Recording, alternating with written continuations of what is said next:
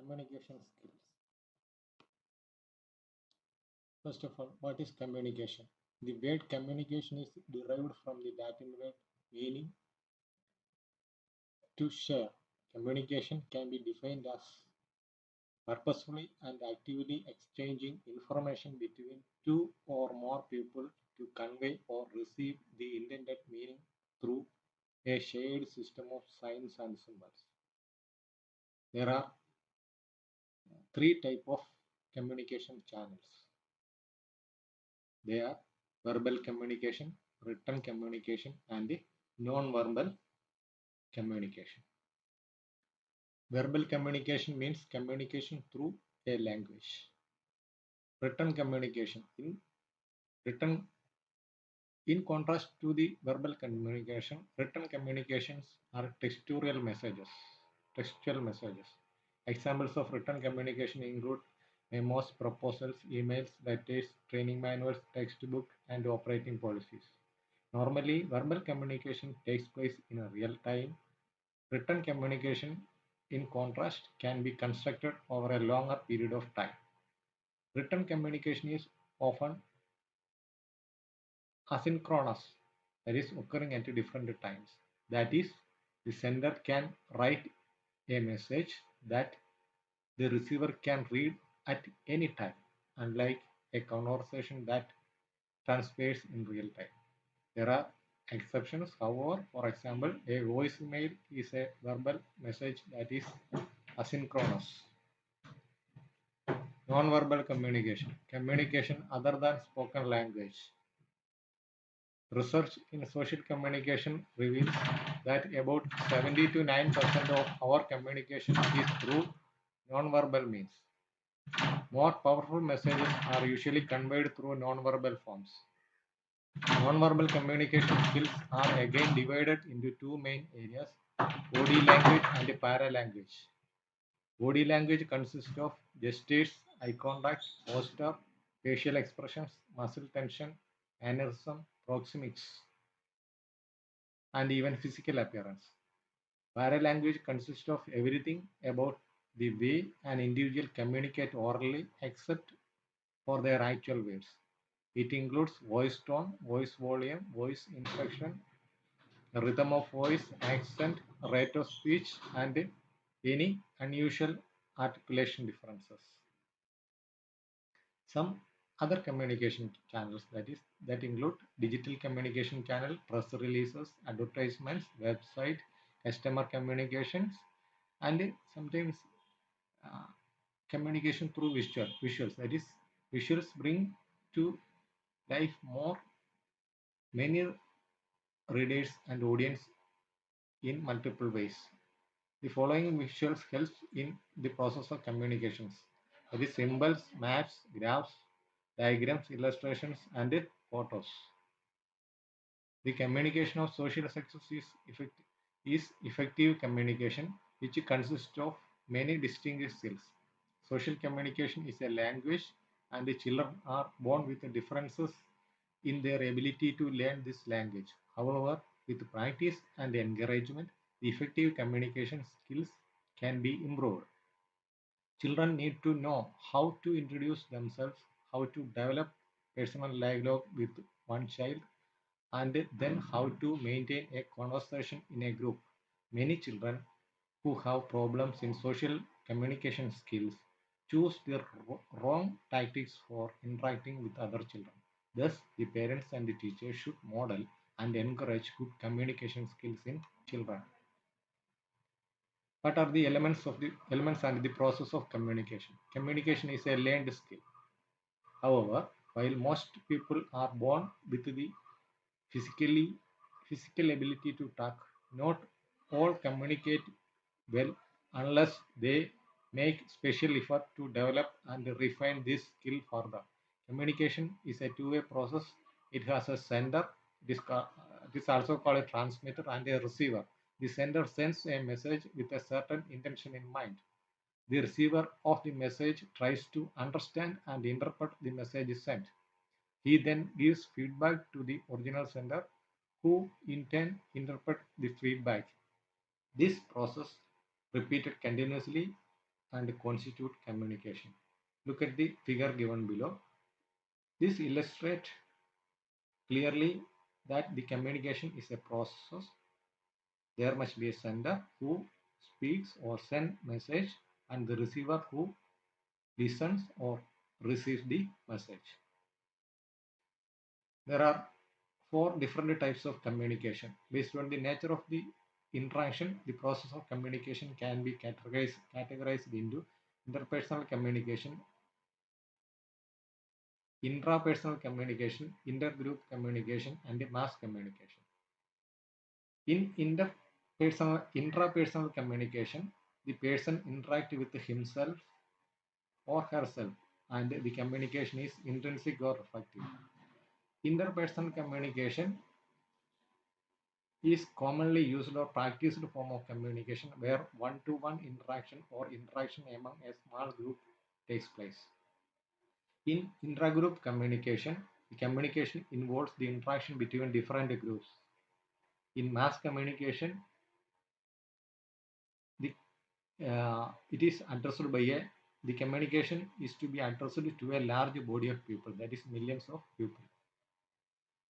Next, we have to study the barriers to effective communication. There are a large number of factors which may affect the communication process and the effect of overall interpretation and understanding of what was communicated. These factors related to the elements of communication like sender, message, channel, receiver, feedback, and context. Below are some possible problem areas that may turn out to the barriers to effective communication. First one is hearing only a part of the message. Messages do not come across the listener in the intended way. Second, failure to listen. One person has no interest in the conversation. That is a barrier to that communication. Lack of knowledge. You are not able to participate in the discussion due to the lack of knowledge on the subject. It is also a reason for a reason for the barrier of the communication. Listening with a particular mindset or prejudice.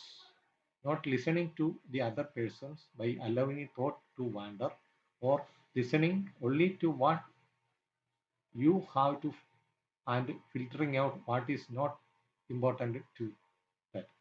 Another barrier is the reacting emotionally, spending more time with arguing or debating along with put down and sarcasm. It is also a barrier to communication. And making assumptions by jumping from top, jumping to conclusion without waiting for the whole message is also a barrier to communication. Physical barrier. You may feel comfortable sharing your feelings with other person. That is called physical barrier. Cultural and religious barriers. Cultural barriers include both within and outside the organization may influence the communication process. That is another one is disabilities. Disabilities such as impaired sight, poor mental health, etc. can also be barriers to good communication and should be taken into consideration when evaluating the effectiveness of the communication process. You may need to use hearing aids, sign language, magnifying systems, and symbols to explain the problems caused by disabilities. Another barrier to communication is known or unknown receiver. Whether the receiver is known or unknown to you also plays a major role in determining the effectiveness of your communication. A known receiver may be better able to understand your message despite having insufficient information, as both of you probably have common experiences and shared. A known receiver, on the other hand, may require more information and time to decode the message. Another barrier is distractions or interruptions in the communication atmosphere. Our surroundings can sometimes pose as barriers to effective communication. Distractions or interruptions usually put strain on both the sender and the receiver in their communication. They need to put extra effort to get the message across. Another one is failure to wait for the feedback or response. Feedback is an important and it enables the confirmation of understanding to be made by both parties. The lack of feedback can sometimes create problems as it can lead to uncertainty and confusion. Another is personality, attitudes, and individual perceptions. Sometimes the method of communication need to take into consideration the receiver's personality traits, experience, emotions, feelings, desire, age, and preferred style. For example, the children need to have different communication needs and preferences when compared to young adults. Next, we have to discuss the strategies for effective communication.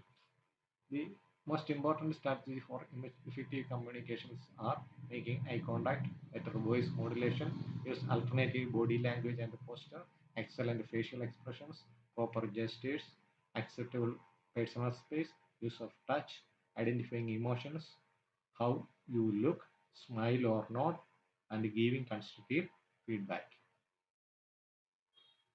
Let us discuss one by one. First one is the facial expressions and eye contact.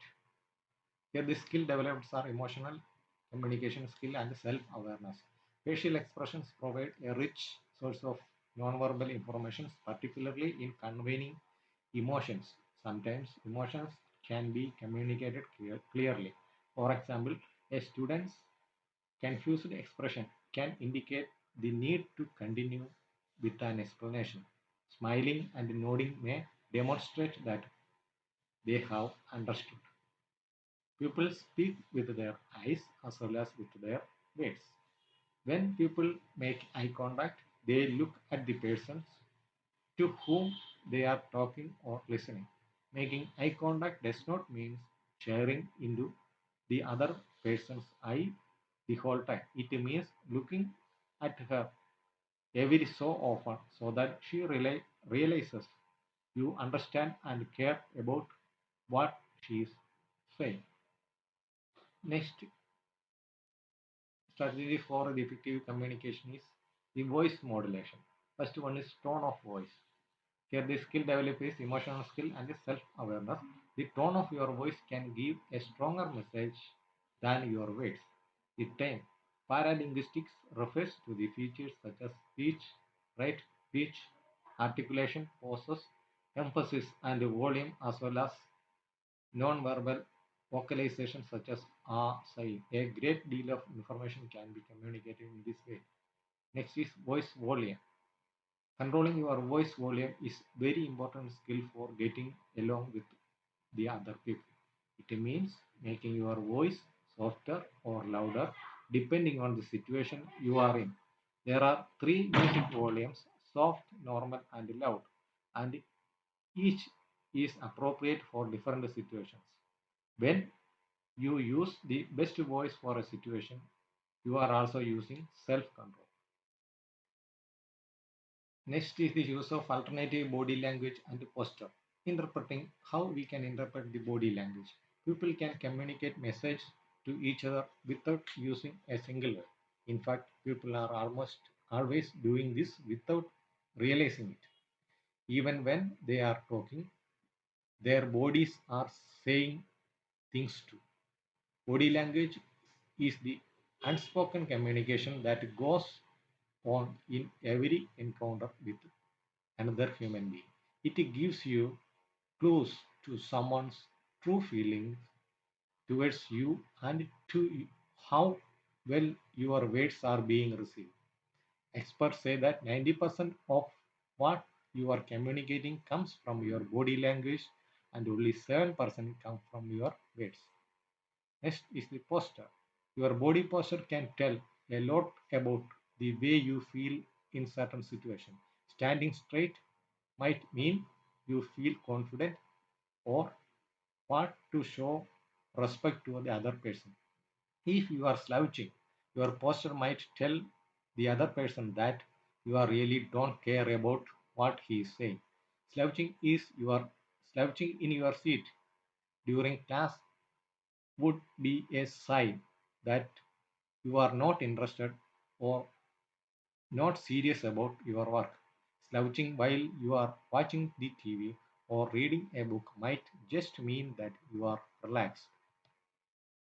Another strategy for effective communication is facial expressions. People facial expressions show how they feel. The way their faces look can tell you more than what you are saying. You can often tell whether a person is angry, sad, or happy even if you can't hear his words.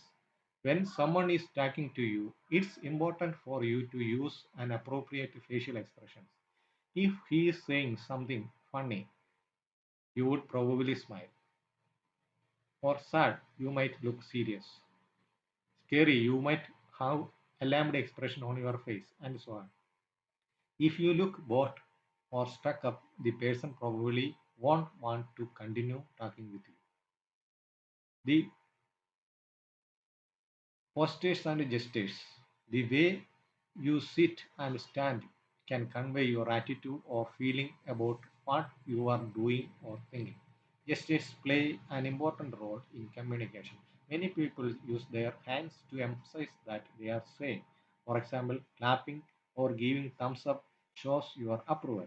Waving is a gesture of greeting or the way of saying goodbye. Shrugging your shoulder is the way to say I don't know or I don't care.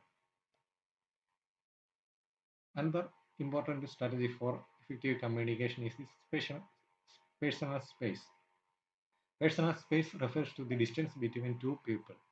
Your personal space is the space around your body that helps you feel comfortable near other people and helps them feel comfortable near to you.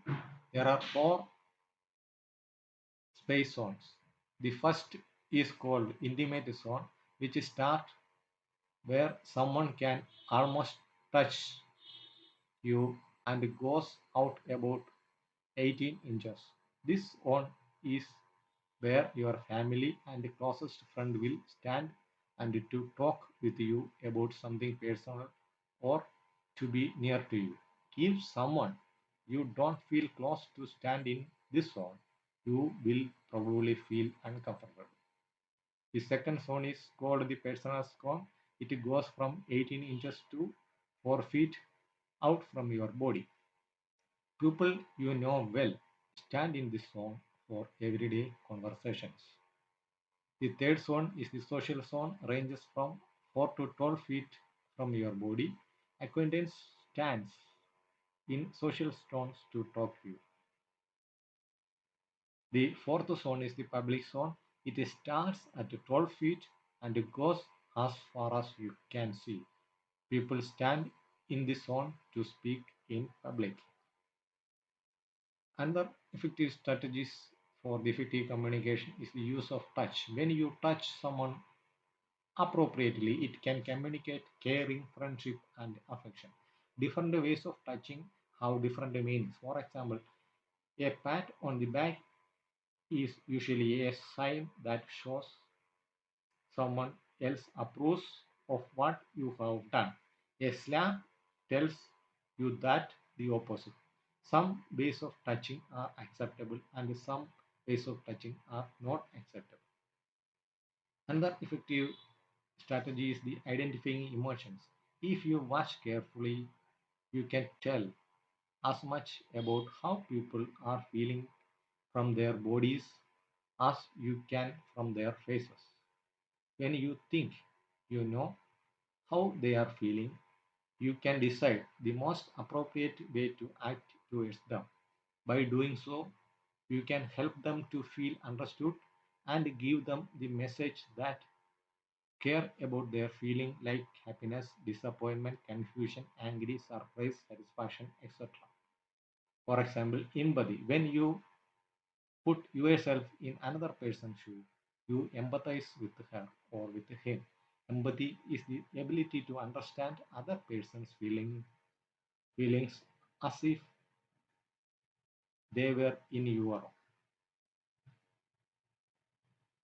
Another effective strategy for communication is the personal appearance. How people look, their clothes, their hair, their jewelry, and even how they groom themselves sends a message to other people. One can easily identify a person just by noting his appearance. For example, a people can easily identify a businessman, policeman, teacher, judge, waiter, construction worker, and a school child by their appearances. Another one is smile or a nod. Maintain attention. It maintains attention. Response through your own facial expressions or body gestures such as a nod or a smile without interpreting the other person's flow. This indicates that you are listening, interested, and seeking to understand what they are saying and feeling. Be patient. Another one is the giving for effective communication strategy for effective communication is giving proper constructive feedback. One of the most difficult communication process, difficult issue in the communication process for practice educators is providing constructive, effective, and assertive feedback to others. This may be, for example, through informal and formal supervision or through performance or appraisal processes. At the end of the communication, the conversant should be able to give a constructive feedback as the way of showing understanding.